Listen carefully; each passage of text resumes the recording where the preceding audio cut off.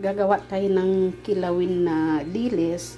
Ito binabad ko na sa dato puti na suka. Habang nakababad yan siya dyan, para lumambot at lilinisin natin isa-isa yan. Tatanggalin natin ang buto.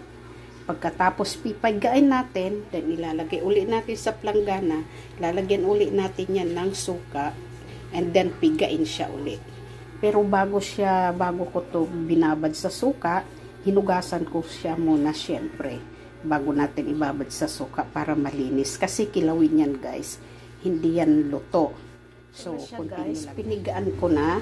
Ngayon lalagyan ulit natin siya ng suka. Ayan siya, lalagyan ulit natin ng suka para ibabad siya ulit. Ayan.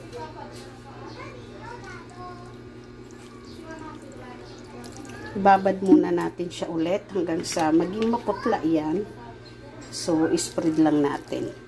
Para lutong-luto siya. Para kahit dugo niyan, mawawala. Ayan. Kasi guys, kilawin to eh. Hindi pwedeng hindi siya ibabad ng husto. Yan, ganyan siya.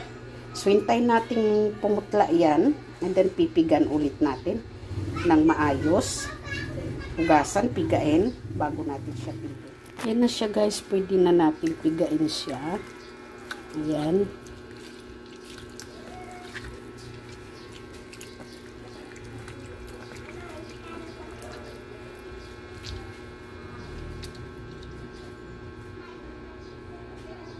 Kailangan to pigang-piga siya ng maayos. So, pipigain na siya. Hugasan ko muna yung kamay ko kasi nag-gloves ako guys eh.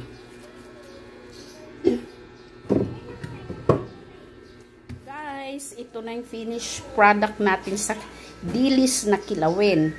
Nilagyan ko ng mangga konti and then tomato, kamatis siya, and then luya, cucumber, of course paminta, sibuyas na puti, and then lemon or kalamansi kung walang lemon, and then kunting suka.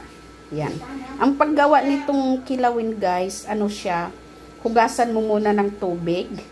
Pagkatapos na hugasan ng tubig, ibabad mo sa suka na maasim. Pagkatapos, tanggalin yung buto at stomach niya.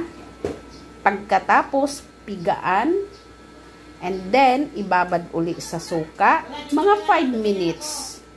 Then, pigaan mo siya ulit. And then, hugasan mo na siya ng normal water. Then, pigaan siya. Pagkatapos, timplahan na. So, ito na yung finished product natin, guys. Thank you for watching.